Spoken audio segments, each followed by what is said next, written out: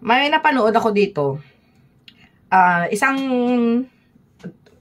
vlogger din or content creator na nag-reaction sa isang Nepalese na singer na kumanta ng Halik. So, nag-reaction siya, re-reactionan ko din. Wait lang, pakinggan natin. Kasi nagandahan kasi ako ba? Wait.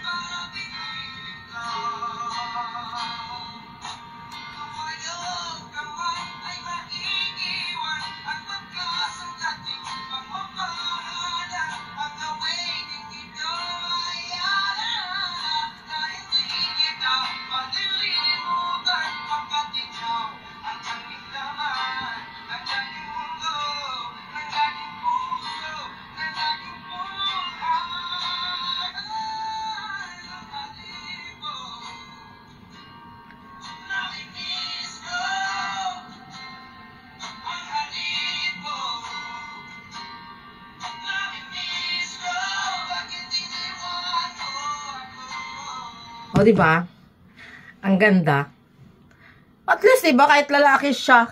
O, ang galing naman kasi ito ay, ano nito,